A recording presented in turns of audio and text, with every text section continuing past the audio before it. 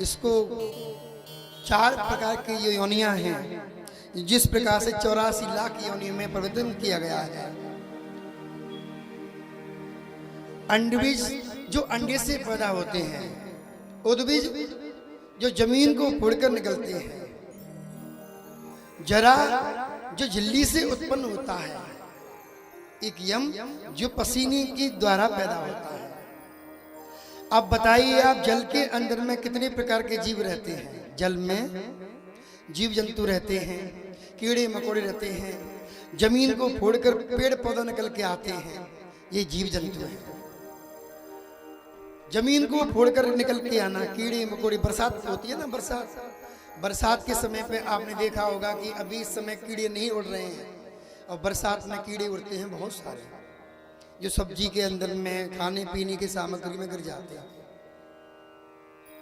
ऐसी कई प्रकार की योनियां निकलने के बाद, क्योंकि ये मिट्टी है, इस मिट्टी के अंदर में कई प्रकार के जीव रहते हैं।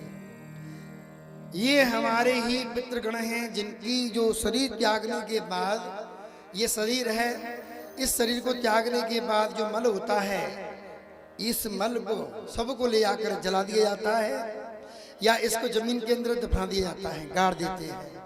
तो इसके मांस को जीव जंतु खा लेते हैं और जो आत्मा होती है वो इसी मिट्टी के अंदर में विलिप्त हो जाते हैं, उसी में रम जाते हैं। 84 लाख योनियों में पड़ा हुआ है जीव। हम कहते हैं ना कि नरक क्या होते हैं, नरक किसे कहते हैं, ये कथा आगे आएगी। नरक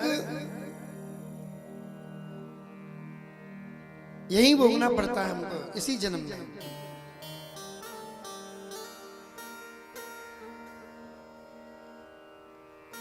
हम ये मनुष्य योनि में आए हैं और इस मनुष्य योनि में आने से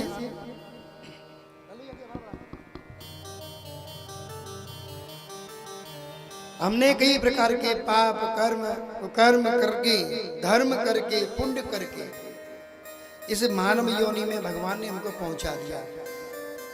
और इसमें आने से हमारे अंदर में क्या पाप बने? हम दूसरों के प्रति आसक्त होकर गलत बोल जाते हैं। बताइए, भगवान की भक्ति करने के लिए इस पंडाल के अंदर में बैठे हैं, हमारे माता पिताओं ने ऐसे संस्कार दे दिए हैं कि भैया हम चोरी डकैती करना चालू कर दो। कितना मलिच काम है। कल बताया, जो गड़िका के शंकर में उसकी यह गत हुई, काया से काम जात, गांठों से दाम जात, सुयस का नाम जात, रूप जात अंगे।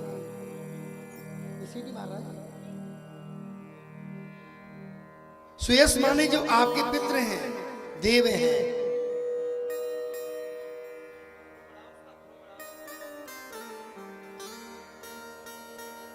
जो आपके देवताओं ने अच्छे कर्म करके, तुम्हारे माता पिताओं ने तुमको जन्म दिया और बड़ी मुश्किलों के साथ में तुमको पैदा कर दिया। पता नहीं कौन से संस्कार ऐसे बने, ऐसे कौन सा पाप था जिसकी वजह से आप उनके गर्भ के अंदर में आए और तुमने अपने माता पिता को नरक में ढकेल दिया। बताइए, आप मंदिरों के अंदरों से चोरी कर लेते हैं, धर्म के स्थानों से चोरी कर लेते हैं। जनता जीग रही है, भागवत चल रही है सड़क किनारे, तो चलो लूटपाट करना चालू कर दो। बताओ, अपने बीच में भी एक काल नेमी राक्षस बैठा हुआ है।